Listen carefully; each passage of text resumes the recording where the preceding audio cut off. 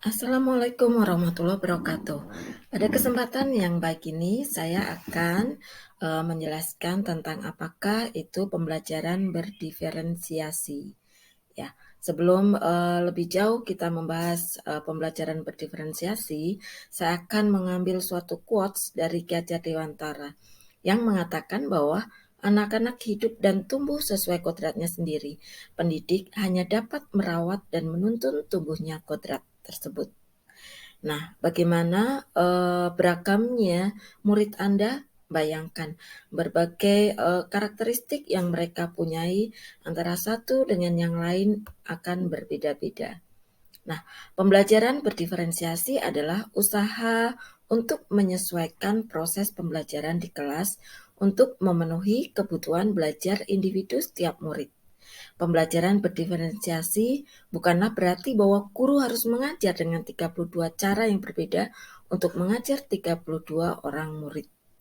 Nah, guru tentunya bukan malaikat atau orang yang hebat yang bisa berada di tempat berbeda-beda dalam satu waktu memecahkan semua permasalahan.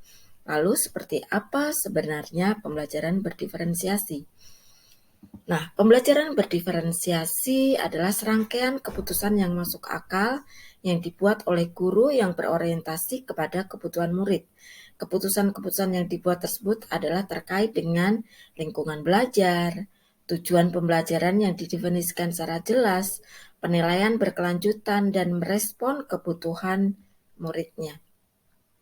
Nah, apa saja 3 aspek kebutuhan murid?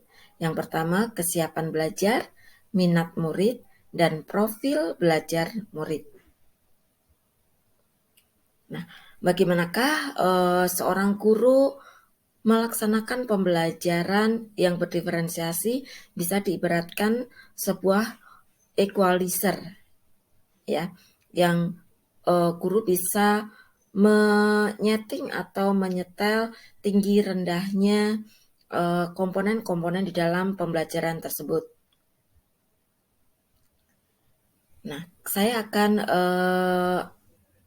memberikan penjelasan tentang beberapa ide yang dapat dilakukan untuk meningkatkan dan mempertahankan minat, di antaranya meminta murid untuk memilih apakah mereka ingin mendemonstrasikan pemahaman dengan menulis lagu ataukah mereka menggunakan puisi untuk menunjukkan minatnya atau apapun yang sesuai potensi mereka. Kemudian yang kedua adalah menggunakan teknik jigsaw dan pembelajaran kooperatif. Kemudian bisa juga menggunakan strategi investigasi kelompok berdasarkan minat dan membuat kegiatan sehari di tempat kerja. Murid diminta untuk mempelajari bagaimana sebuah keterampilan tertentu diaplikasikan dalam kehidupan nyata. Nah, yang harus diperhatikan dalam pembelajaran berdiferensiasi adalah lingkungan, pengaruh budaya, visual, auditori, dan kinestetik. Nah, ini adalah contoh kesiapan murid.